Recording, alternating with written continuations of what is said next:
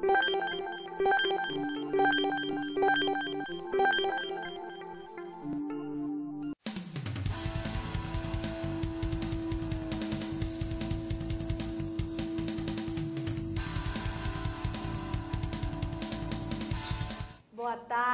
tarde. Eu sou Thaís Naldoni, isso é Imprensa na TV, o programa para quem gosta e entende de jornalismo e comunicação. Hoje, pós-vitória da seleção brasileira, as pessoas estão animadas, felizes, estou aproveitando para vir de verdinho, para comemorar com a seleção, mas nem tudo foram flores ontem na abertura, né? A imprensa internacional está falando muito mal da abertura da Copa do Mundo no Brasil, dizendo que foi pobre, vários veículos internacionais estão tratando do tema e estão dizendo até que agora Vladimir Putin pode ficar abraçado com seu ursão dos Jogos de Inverno, porque nós somos agora o maior mico internacional na abertura de um grande evento esportivo. Bom, para comentar esse e vários outros assuntos, falar de TV pública, falar de interatividade, eu recebo aqui hoje o William Correia, que é o apresentador do Jornal da Cultura e também coordenador de jornalismo do canal. Então a gente tem muito papo para falar e a gente começa agora, né, William? Boa tarde, obrigada por ter vindo. Imagina, o prazer é todo meu. Boa tarde para você e para quem nos acompanha, né? E o que você acha dessa abertura da Copa do Mundo? Você concorda com a imprensa internacional, que falou bastante mal do que aconteceu aqui ontem? Eu acho que tem dois momentos aí. Uma é que a Copa do Mundo ela veio num ambiente que o Brasil não estava adequado para recebê-la, né? Nós sabíamos que teríamos a Copa, que foi conquistada e festejada há mais de 6 anos, mas não nos preparamos como deveríamos nos preparar, com mais know-how, com um tempo de trabalho mais efetivo, né? Acho que a gente confundiu um pouco aquela questão do jeitinho brasileiro. Pode deixar que daqui a pouco a gente resolve isso e não é bem assim para um evento dessa grandiosidade, né? Que é a Copa do Mundo. Então o que ontem nós presenciamos foi isso, foi uma má organização de um evento espetacular, que é um campeonato mundial esperado por todos, né, por muito tempo. Nós aqui esperávamos 64 anos para ter na segunda Copa do Mundo. E nós mostramos um espetáculo precário dentro de campo e um espetáculo precário também fora de campo, né? Dentro de campo, nós perdemos também porque foi um espetáculo, uma abertura num horário inadequado, um horário da tarde, quer dizer, qualquer tipo de movimentação que você faça, você não vai esconder os defeitos, mas também prova que faltou pensar um pouco mais do que se fazer no momento daquele. O Brasil foi no lugar comum. Totalmente. Mostrar plantação, mostrar os índios, mostrar a capoeira, isso é lugar comum. A gente tinha que ir um pouco mais avante, à frente. O Brasil é outro. O Brasil não é mais esse Brasil tupiniquim que todos esperam. A gente é muito mais. Eu lembro que eu morei 3 anos em Angola, e esse período lá foi importante para mim porque eu percebi como o estrangeiro enxerga o Brasil. O Brasil teve um momento muito marcante, muito positivo, de divulgação do seu potencial, o potencial de fazer o comércio, potencial do seu povo, da sua gentileza em receber as pessoas, da forma como o brasileiro conduz a vida, sempre com alto astral, mas também da competência do brasileiro em todos os processos.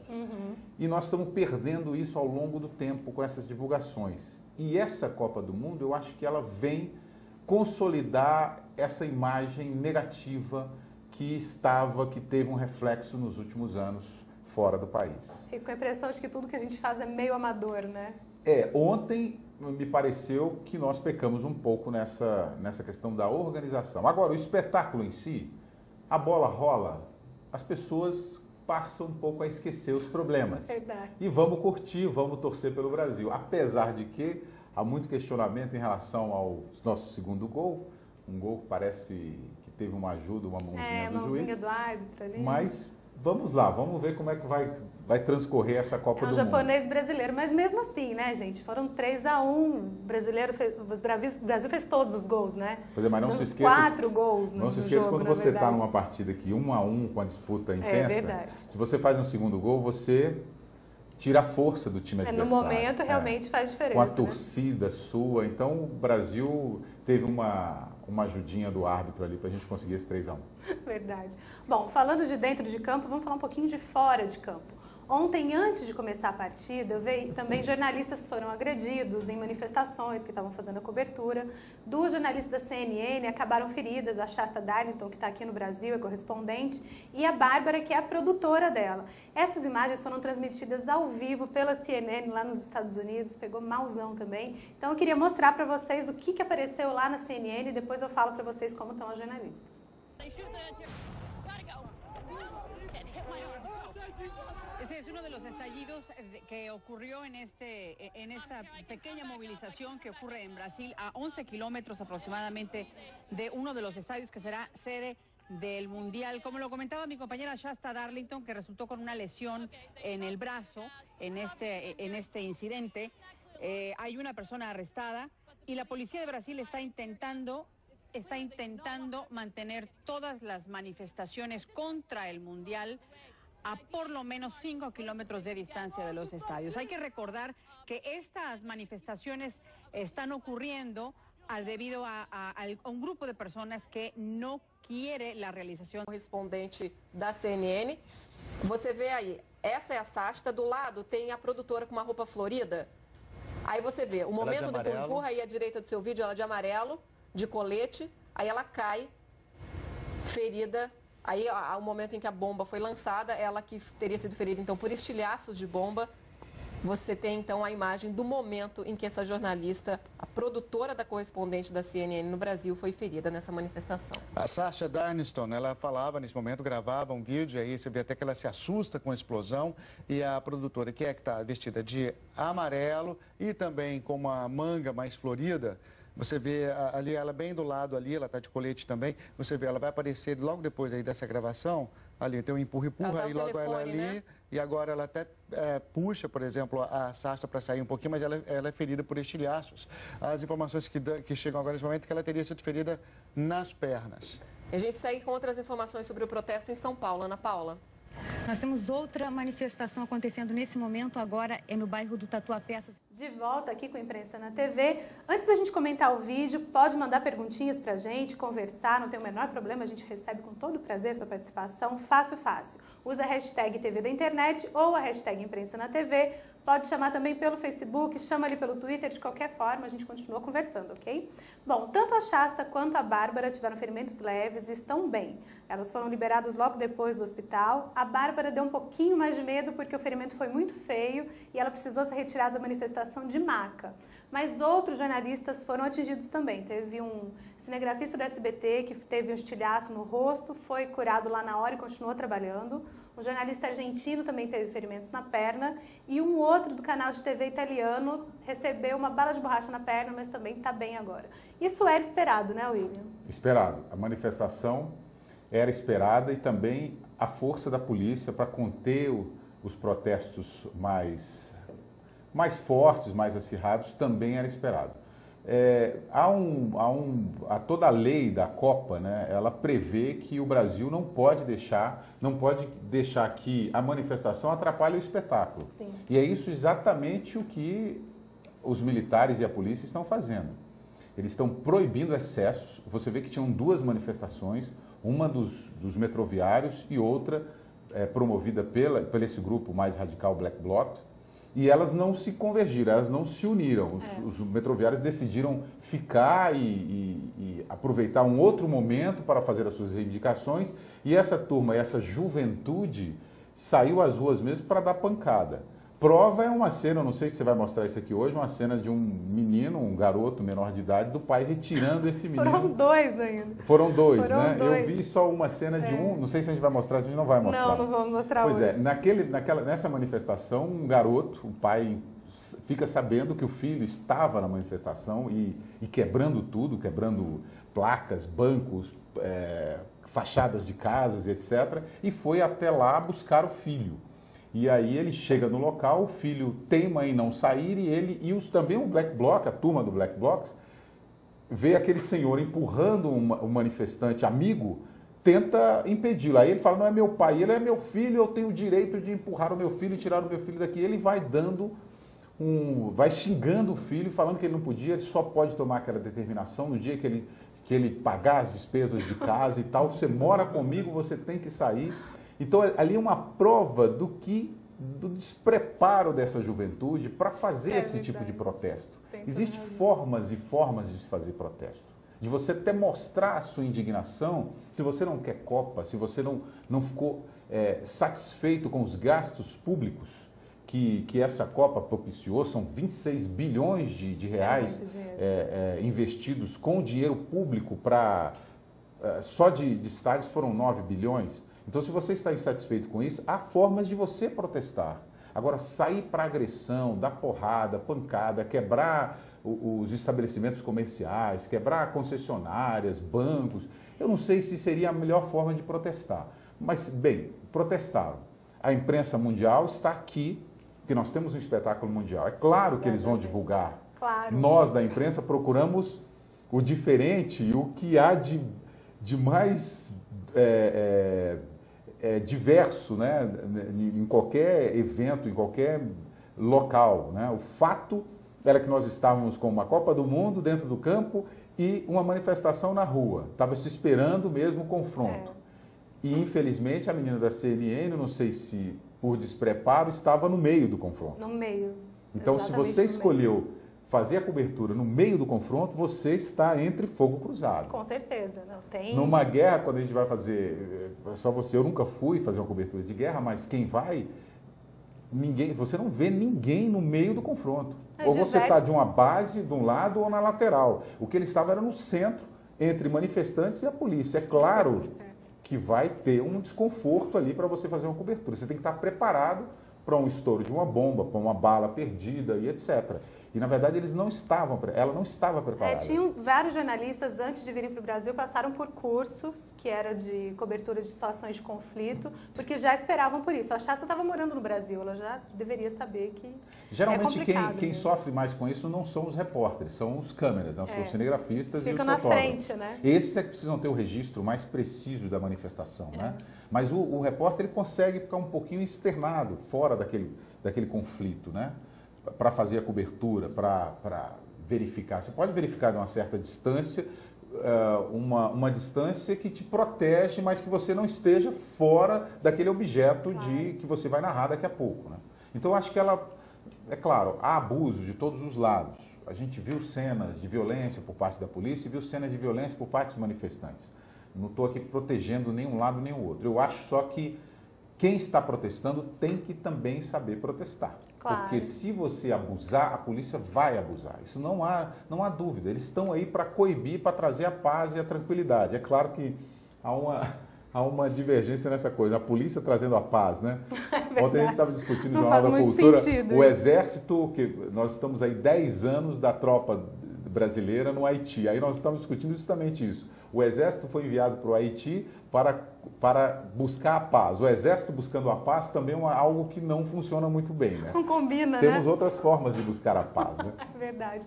Bom, antes da gente trocar o assunto, de parar de falar de Copa, eu quero mostrar para vocês um trechinho do William trabalhando lá no Jornal da Cultura, para vocês verem, quem ainda não conhece, duvido que não conheçam, o trabalho do nosso convidado aqui de hoje.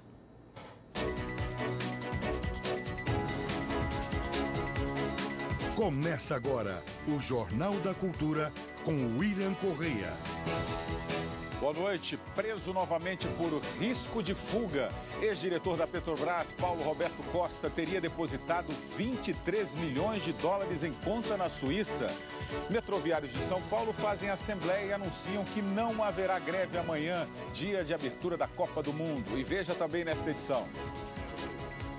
Advogado de José Genuíno é expulso do plenário do Supremo após desentendimento com o ministro Joaquim Barbosa. A República não pertence a Vossa Excelência e nem a sua grei. Depois de 14 anos e gastos de R$1 bilhão, metrô de Salvador é inaugurado com apenas 7 quilômetros de extensão. Mania dos selfies faz gente descontente com a imagem na foto recorrer à cirurgia plástica. Eu não gostava que as pessoas me vissem de perfil, eu tinha vergonha, morria de vergonha. Homem passa 2 dias em cima de uma árvore no Paraná para fugir da enchente. Feira em Los Angeles mostra as novidades no mundo dos games.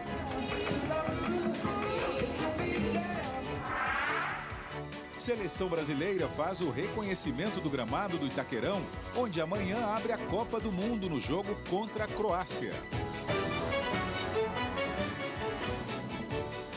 E nossa bancada tem hoje a presença do coordenador do Grupo de Análise Internacional da USP, Ricardo Senes, e do professor de Medicina também da USP, Rolf Gemperli. E você pode enviar perguntas aos nossos comentaristas através do Twitter e do Facebook do Jornal da Cultura. A Polícia Federal prende pela segunda vez o ex-diretor de abastecimento da Petrobras. De volta aqui com o William. William, uma coisa interessante que o Jornal da Cultura tem e que a gente até usa aqui na TV e internet é essa proximidade com a pessoa que está assistindo, né? Então vocês estimulam muito o Twitter, o Facebook durante a transmissão. Isso muda muito o caráter do jornal, vocês receberem tantas opiniões e as críticas também vêm muito em cima, né? Muda sim, mas antes da gente conversar sobre isso, queria falar que eu não tenho nem só esse terno não. Fica parecendo que eu só tenho esse terno na televisão e não é coincidência de eu estar com esse terno hoje. Inclusive esse terno eu nem usei essa semana na TV. O terno tá bonito, gente. Mas né? eu não usei nem essa semana na TV. Bom, por que nós colocamos o telespectador participando das redes sociais? Em primeiro lugar, hoje não dá para trabalhar mais com televisão sem pensar na convergência de mídias, né? Não só a internet, você tem a internet, você tem o rádio, você tem a imprensa escrita também que tem que convergir junto com a televisão. Mas mais importante do que isso é porque você hoje, o telespectador, não quer mais receber a notícia, ele quer fazer parte dessa notícia, ele quer produzir essa notícia junto com a emissora. Sim. Então, se eu não tenho oportunidade de tê-lo dentro da redação, formatando, indo à rua, captando essa notícia, eu tenho a possibilidade de tê-lo participando do debate em relação àquela informação. Certo. Porque aí ele agrega uma informação a mais ao nosso debate. Que nós, jornalistas, nós temos uma visão direcionada e uma forma de buscar essa notícia. E o telespectador e o internauta, ele é mais livre, ele é mais solto, ele é mais emotivo, ele é mais coração. E ele está ali, ele é o cidadão. Então ele quer, às vezes, esclarecer algumas dúvidas.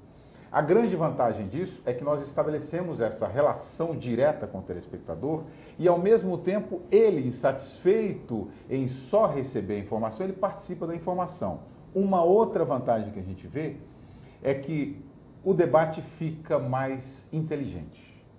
Porque a gente sabe exatamente o que ele quer que seja debatido. Sim. Por exemplo, a gente fala lá, a gente fez uma pesquisa há pouco tempo com o Instituto Data Popular, que é um instituto especializado em classe C, para saber exatamente como a classe C enxergava a TV Cultura. E aí o Renato, se eu não me engano, Renato Meirelles, que é o presidente do instituto, me disse que quando eles fizeram essa pesquisa, as pessoas ficavam assim, muitos telespectadores não entendiam, por exemplo, o que era Dow Jones. Tão falado por nós, tão falado nos outros veículos, Globo, SBT, Record, Band. Todo mundo fala. O cara sabe, quem é esse Dow Jones? É tio de quem? Então, na TV Cultura, a gente tem essa facilidade do telespectador, quando a gente está falando sobre Síria, sobre Oriente Médio, sunita, xiita, eles falam, mas que história é essa de sunita e xiita? Como é essa origem? De onde vieram essas pessoas? Aí a gente pega e explica, sunita são islamitas, mas eles vieram... A gente dá uma explicação que eles esperam. Agora, e esse é o grande diferencial do jornal. Agora, o lado difícil de conviver é com a crítica, né? Que vem também, né? Que vem muitas e eu as coloco no ar, eu as leio no ar. É claro, crítica também tem que ter inteligência para fazer crítica, não pode ser qualquer crítica, né? Qualquer coisa. Aquela questão virulenta. Mas eu escolho, às vezes, quando o telespectador não concorda com a opinião de um comentarista, eu falo para o comentarista, o fulano de tal não concordou com o que você disse, porque ele acha isso, isso, isso. Aí estabelece um debate entre comentarista e o nosso telespectador, que é esse o nosso grande objetivo. Isso é bem legal. E Ana Litoral é pior? É mais difícil trabalhar em TV pública? Não. A TV Cultura, ela é uma TV de caráter público. Ela é uma fundação, né? Uhum. Então nós temos ali, a TV pública, ela é gerida por um conselho. Nós temos um presidente, mas acima do presidente nós temos um conselho com 48 membros. Uhum. E são membros das diversas áreas. Você tem membros da sociedade civil, você tem advogados, você tem empresários, você tem a turma da cultura, da arte, do entretenimento, você tem diversas pessoas, diversas visões. Então, acho que por isso facilita muito a sua gestão de uma TV pública, que o que se esperaria da TV Cultura é que a gente parasse de falar sobre o processo político do Brasil. E a gente não para. Pelo contrário, a gente externiza mais esse processo político, né? E não tendemos a nenhum lado, que o Brasil hoje, se você perceber, ele está polarizado. Ele entre é bipartidário, né? Entre PT e PSDB. Sim. Nós não assumimos partido, a gente coloca o fato com os seus diversos lados, né? Não é só dois lados também, há vários lados no fato. E esses debatedores que vocês recebem acabam ajudando muito nisso, né? São geralmente professores, universidades, doutores em determinadas áreas, né? Naquelas áreas específicas, né?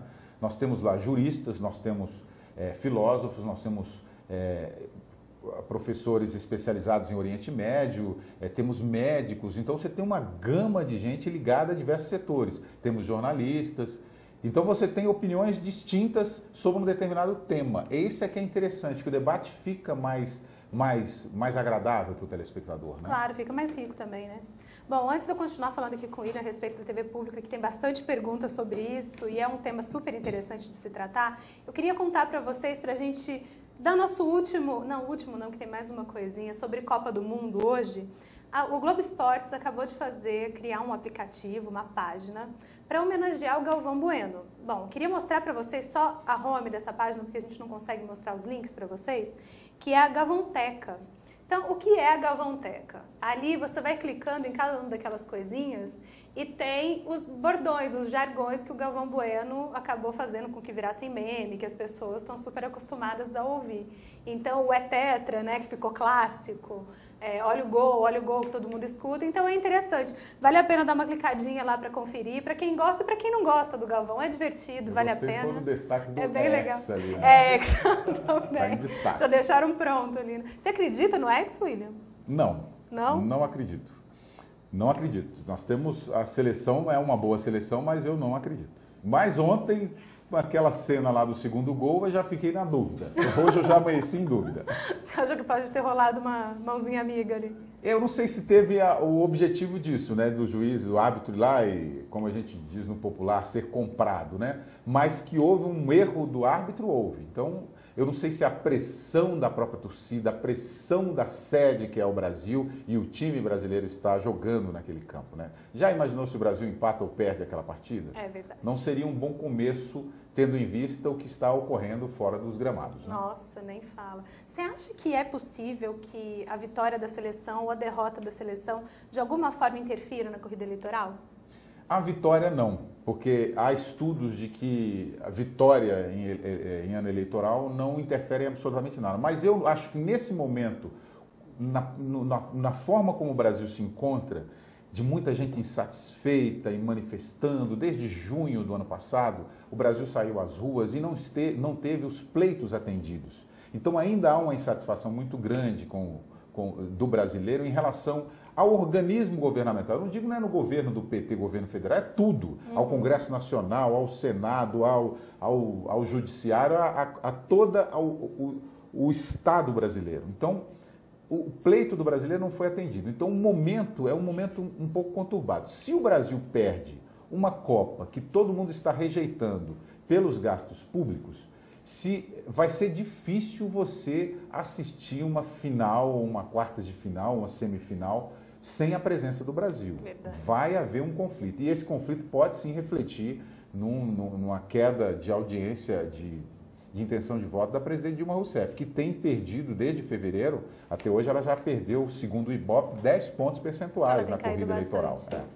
Talvez seja também um pouco de inércia, né? Porque a gente espera que a presidente ela responda, né, alguma coisa.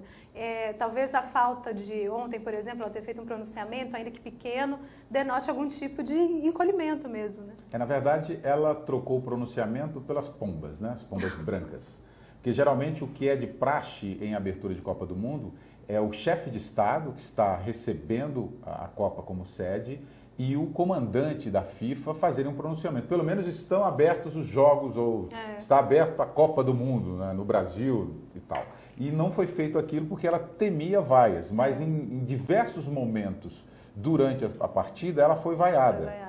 Foi vaiada e se escondeu. Hoje a presidente está recebendo no Palácio do Planalto a imprensa para falar sobre essas vaias. Mas pelo que a gente acompanhou, ela recebeu muito bem essa questão das vaias e disse que não vai mudar em nada do que ela pensa, porque ela já teve coisas muito piores durante o regime militar do que simples vaias, né? Isso é verdade. Mas vamos ver como é que é o futuro disso tudo. Bom, tem bastante gente que tem dúvida quanto ao pautar de um jornal diário.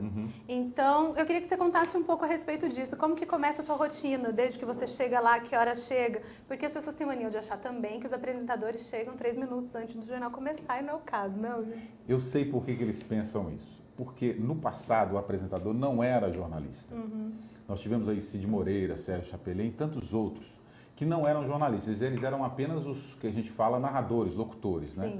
Então eles não participavam realmente da formatação do processo jornalístico. De um tempo para cá, eu acho que mais com a presença do próprio Boris Casoy, né, que foi o primeiro âncora do telejornalismo brasileiro, daquela época do Boris, da presença do Boris no SBT para cá, houve uma mudança grande nessa relação do jornalista com a televisão, do apresentador com o telejornal. Então hoje, como a gente falou anteriormente aqui, dessa participação que o telespectador quer muito mais do que só receber a notícia em casa. Ele quer uma participação. E você não consegue dar isso se o apresentador não participar do formato, das pautas desse jornal. Então, como é a rotina de um telejornal? Eu vou citar aqui da TV Cultura. Começa o dia, você tem pessoas profissionais na redação, chamados pauteiros ou produtores. Você tem tanto pauteiros quanto produtores. Essas pessoas saem à caça de notícias, né? Durante o dia, amanhã e do dia anterior. Eles pegam todas as informações que foram divulgadas e, munidos dessas informações, nós fazemos uma reunião de pauta, que é chamada de reunião de pauta. A nossa, do Jornal da Cultura, que é veiculada às 9 horas da noite, a nossa reunião de pauta ocorre às 10h30 da manhã. Então, 10 horas da manhã eu já estou na televisão, já li os jornais do dia. Que é importante também, né? A participação, então, dessa relação com o jornalismo começa em casa. Então, eu já chego na televisão, já com conhecimento de tudo que já foi dado pelos outros veículos, principalmente pelos jornais impressos do dia anterior. E aí nós sentamos para a reunião. Quem participa da reunião? Os pauteiros, os produtores, os editores de texto, o editor-chefe do jornal, alguns editores de texto, o editor-chefe do jornal, os repórteres ou os seus chefes de reportagem e a chefe de redação. E o apresentador, que nesse caso sou eu, que sou o diretor de jornalismo da emissora. Sim. Então a gente participa, senta ali e vamos discutir o que vamos veicular no jornal. Nós temos um número fechado de repórteres, que a gente chama de ENGs, né, de equipes externas, e essas equipes externas, vamos supor aqui que sejam 5 equipes externas, nós temos que fazer 5 matérias, 5 reportagens grandes no jornal. E aí nós vamos definindo primeiro essas reportagens. Como se trata de uma TV Cultura, a TV Cultura ela não dá só o factual. A TV Cultura vai um pouco além da notícia. Certo. A gente faz uma avaliação mais aprofundada de temas relevantes para a população. Por exemplo, esse caso aí desse menino que o pai foi lá buscar, que era um black blockzinho, a gente hoje nós estamos fazendo uma avaliação, nós estamos fazendo uma matéria dessa relação pai e filho. Que momento o seu filho tem o direito de participar de um tema como esse? Como você pode tratar essa relação pai e filho quando estiver diante de uma exposição como essa? Será que se aplica a lei da palmada nesse caso? Não, e não só isso. Será que é vantagem vocês? Será que a exposição do seu filho é esse tamanha, né? Que é uma participação. Que o filho estava vendado. Mas depois foi tirado, o pai mesmo tirou, né? Então hoje nós temos um debate sobre isso. Quer dizer, é uma matéria, é um fato que aconteceu, mas a gente vai um pouquinho a mais da notícia, né, do tema. Diante dessas matérias, a gente produz, a gente definiu 5 reportagens.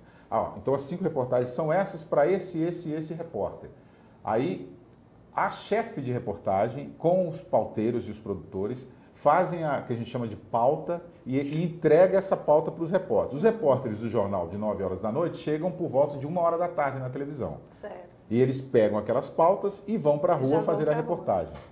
Tem uma coisa também que a gente chama em televisão de deadline, que é o tempo limite para que essas matérias chegam da rua. No caso da TV Cultura, o nosso deadline é por volta das 7 horas da noite. Mas nunca ninguém cumpre esse deadline. Dá uma tristeza, né? Porque aí para fechar o jornal dá o que fazer, viu? Porque não dá tempo. Os repórteres, o deslocamento em São Paulo é muito moroso, é muito lento. Então, eles não chegam a tempo na redação. Então, geralmente, o fechamento do jornal ele é um pouco conturbado. Eu estou no ar às 9 horas da noite, as matérias estão sendo produzidas e fechadas. Então, às vezes, eu uso um aparelhinho, um ponto, né, que a equipe técnica consegue falar comigo dentro do estúdio, o telespectador não vê porque fica dentro do meu ouvido, mas eles conversam comigo e às vezes eles falam, William, não tem a próxima matéria. Aí tem que pular para outra. Ou você tem que improvisar algum fato. Você sempre chora, né? Aí eu falo, não sei o que eu vou fazer, mas tem que improvisar. Então a gente pega uma dúvida do telespectador ou alonga uma conversa, mas isso acontece em quase todos os veículos de comunicação. Sim. Os veículos que querem mesmo fazer um jornalismo quente, né, que a gente chama de jornalismo bem forte, factual, com os temas que estão acontecendo naquele momento, acontece isso, né? Mesmo você trabalhando o dia inteiro, formatando e participando da pauta e vendo o texto, editando o texto, sempre tem matérias por terminar. Dá aquela sambadinha no espelho, né? Não tem outro Aí jeito. você faz um rearranjo, pega uma matéria que já está pronta, antecipa. É uma dinâmica um pouco interessante e estressante, né? Esse diferencial do jornalismo da TV Cultura, de aprofundar um pouco as pautas, de mostrar um outro lado das coisas e debater isso em estúdio, ele tem revertido bastante em audiência? Tem. A TV Cultura ela não trabalha olhando a audiência. Esses números como as outras TVs. Eu estou dizendo isso porque eu venho de TV privada. Sim. Eu trabalhei minha vida toda em televisão. Minha vida toda não. De 18 anos para cá, eu sou de televisão. É a vida toda, né? Praticamente a vida toda. Mas eu tinha 18 anos, até dos 14 aos 18 eu fui do rádio. Oh, que bacana. Depois dos 18, eu cheguei muito embrionário no veículo de comunicação. Depois dos 18 para cá, hoje eu estou com 44 anos, então sempre foi no veículo de comunicação televisão. Então, o que acontece na televisão? A gente tem uma dificuldade de trabalhar a televisão no seu dia a dia porque ela é muito ágil, né? É muito rápido. E quando você está diante de um ibope, você pode comprometer aquele seu noticiário.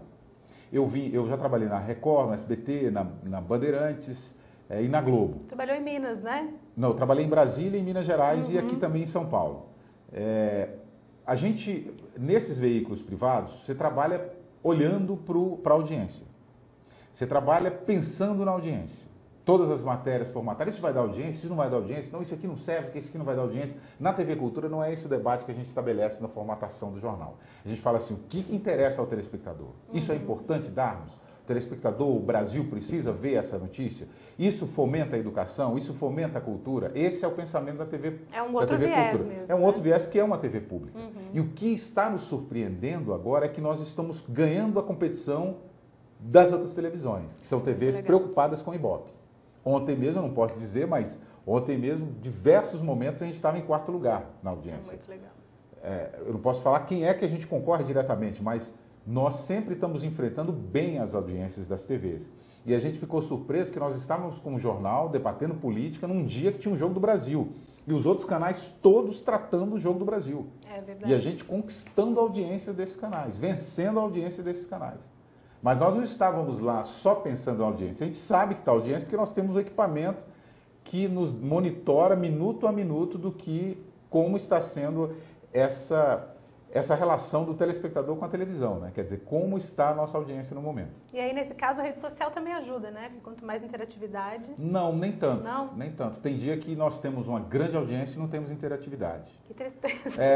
Não dá para você estabelecer essa relação. Não dá para saber, porque né? O telespectador, às vezes, ele está distante da internet, né? A gente percebe que muitas pessoas que participam da televisão estão conectadas e assistindo o jornal pela internet. Hoje nós temos aí por volta de mais de 60 mil, 70 mil telespectadores assistindo o nosso jornal online na internet. Isso tem subido muito mesmo, né? O uso desses... É um ponto de audiência. É muita coisa. 65 mil é um ponto de audiência em São Paulo. Nós temos isso, mais do que isso, na internet hoje. Nossa, é muita coisa. É muita coisa. E a gente subiu... Essa presidência, essa direção da TV Cultura entrou em agosto do ano passado. Certo. De agosto do ano passado até hoje, nós subimos de 5 mil para mais de 60 mil. Hoje nós temos conectados na internet mais de 100 mil pessoas nos acompanhando. E antes de agosto eram 5 mil pessoas. Caramba! Caramba, muito grande a diferença. Bom, você estava falando aqui, eu estava vendo uma aspa sua, dizendo que você tinha vontade de reestruturar alguns programas da TV Cultura, os programas jornalísticos, e de criar outros. Qual fase que está? Vocês estão pensando em criar outros ainda? Quais os caminhos do jornalismo da cultura? Então, a cultura, essa nova presidência pegou a emissora numa situação financeira muito delicada. Então, mas ao mesmo tempo foi bom porque o desafio foi um pouco maior, né? Você tinha que ser mais criativo para trabalhar com pouca verba. Então o que nós fizemos? Nós reestruturamos todos os telejornais, todos os programas que tinham na emissora e eles agora vão sofrer uma nova reestruturação. Nós fizemos o que a gente fala, um upgrade naquele início, quando chegamos, e agora vamos fazer uma reestruturação um pouco mais aprofundada, porque agora sobra um pouco mais de recursos. Mas naquele momento mesmo já tínhamos contratado equipes, no momento que eu falo em agosto do ano passado, contratamos equipes, ampliamos a nossa cobertura e agora nós estamos preocupados com a rede da emissora. A TV Cultura ficou muito local, ficou muito em São Paulo. E hoje nós estamos ampliando, abrindo várias sucursais. Isso é legal. Várias sucursais e equipes de jornalistas nessas sucursais, prontos para trabalhar para a emissora. Então nós temos equipe no Recife, no Nordeste, Norte, aqui no Sudeste também, no Sul a gente já está estabelecendo bem a relação com as praças. Isso é bacana. Isso é muito importante porque você consegue, São Paulo consegue ser mostrada para o Brasil e o Brasil consegue ser mostrada para São Paulo. Claro, e amplia esse espectro de cobertura, que é importante, né? Então nós temos hoje o jornalismo tem uma média de 11 programas na grade de responsabilidade do jornalismo. Nós queremos criar mais uns 2, 3 programas, aí são programas de debate, são programas na área médica, que a gente está em estudo ainda com a presidência da emissora, né? Porque o próprio conselho tem um grupo que trata dessa questão da programação, da grade de programação. Então todo programa que é estudado por nós e ofertado para esse grupo, eles têm que avaliar e ver se realmente esse programa pode fazer parte da grade da TV Cultura. Porque a TV Cultura tem uma preocupação muito grande com essa questão da educação e da cultura, que é o que as outras TVs não têm e teriam que ter, né? Porque são emissoras também todas elas são de concessão pública, né? Então, no fundo, é importante, por mais que umas tenham um caráter muito mais comercial, é importante que tratem justamente também, né? Bom, você estava falando que você tem muita experiência em TV, você passou por diversos canais, mas tem uma que chamou muita atenção, que é que você foi diretor-geral da TV Zimbo em Angola, né? Isso. Me conta isso, assim, para chegar em Angola, o que aconteceu e a tua experiência lá, porque deve ser muito diverso, né? A forma de fazer jornalismo em Angola e a forma de fazer jornalismo aqui, ou não, é igual? É diferente, é diferente. Angola, as pessoas têm que conhecer um pouco o que é Angola. Não sei se os nossos internautas conta aí pra gente. Tem essa noção do que é esse país, né? Esse país da África. Angola é um país que em 2002 acabou a Guerra Civil, ficou 35 anos em Guerra Civil. Então, desde 2002, ele vem tentando tirar o atraso desses 35 anos de regresso, né? Que a Guerra Civil destruiu o país, era um país belíssimo, beleza natural esplêndida, e foi destruído pela guerra, pelos próprios cidadãos. E desde 2002 ele vem investindo pesadamente o governo. É um governo que foi eleito recentemente, mas foi a primeira eleição, só que o governo está lá há 35 anos. Ave Maria. E é um governo militar. Então, nossa, eleição de um governo militar. Eleição de um governo militar, a concorrência, aí é um aspecto que não é nem bom aprofundar, mas dá para o internauta entender de que a relação jornalismo e liberdade de imprensa em Angola é um pouco diferente, né? Já dá para perceber, né? Então, eu recebi um convite, eu trabalhava na Bandeirantes de Brasília, eu era o diretor de jornalismo da Band de Brasília, e recebi um convite para remontar uma emissora na África. Caramba. E depois é que eu soube que era Angola. E mesmo sabendo que era Angola, estudando sobre Angola, eu não imaginava o que eu ia encontrar pela frente. Então, quando eu cheguei a Angola, primeira vez que eu parei no aeroporto, eu achei que eu fosse passar pelos aqueles detectores de metais, que logo depois teria um cara com AK-47, não sei o que, um carro blindado e tal. E não era nada disso que eu vi.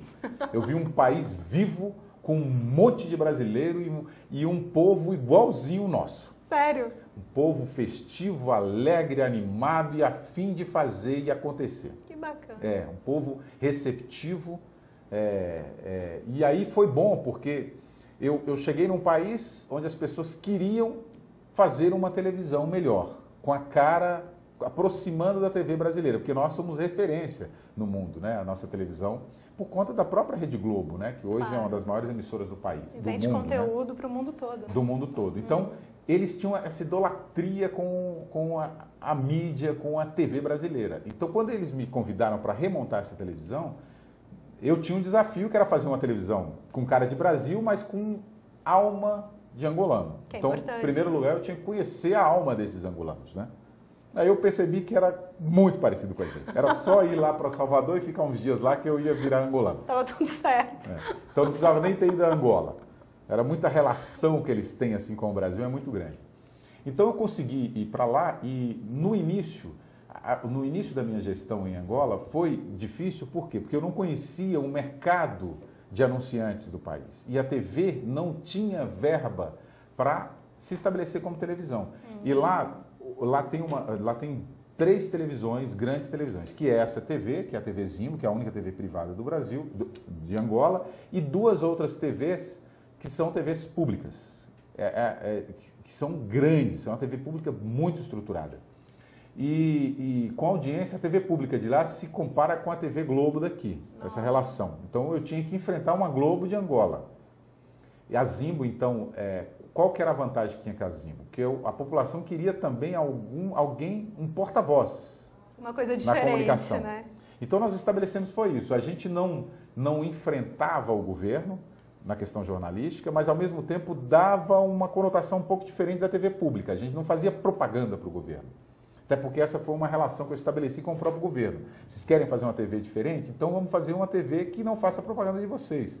Vamos fazer uma TV para a população. Assim? Funcionou e deu certo. Nossa, que bacana. O jornalismo, ele era um pouco crítico, ele tinha uma crítica, não batia diretamente no governo, mas ele era crítico ao Estado como um todo, né? A falta de educação, a falta de, não só da saúde, a assistência médica precária, a falta de educação da população, porque eles não têm essa relação com a gente da limpeza das ruas, da limpeza pública, de não fazer necessidades no meio da rua, não tem essa relação.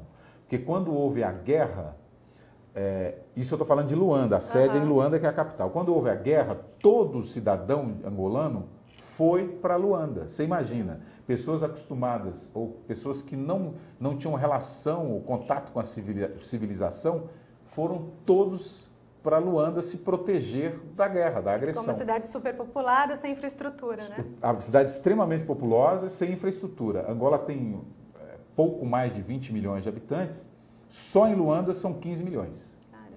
Então você vê um país acabando de sair de uma guerra civil, que tentando tá todo mundo se reestruturar, todo mundo junto. Então a TV lá tinha um papel, a TV privada tinha um papel também público. Até educativo, né? Totalmente educativo. Nós tínhamos campanhas lá educativas, a gente fomentava a educação, tinha programa como o Globo Rural aqui no Brasil, programa falando como é que a pessoa deve plantar, como é que o professor deve ensinar, como é que o aluno deve receber esse ensino.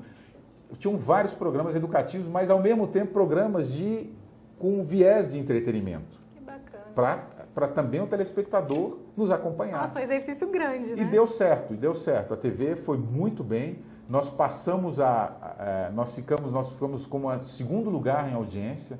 A gente era o último lugar, porque eu falei que tinham 3 TVs, mas que pegavam que os angolanos assistiam, era a Globo, a Record, a Band pegava lá, as TVs portuguesas, todas as TVs portuguesas, TVs da Inglaterra. Então, era um espectro grande, né? O espectro era grande e a gente era a última televisão de audiência. E nós passamos a ser a segunda televisão em um ano. Que bacana. Eles se identificaram, então, com o projeto? Se identificaram totalmente. E o Zimbo tem uma relação muito importante com Angola.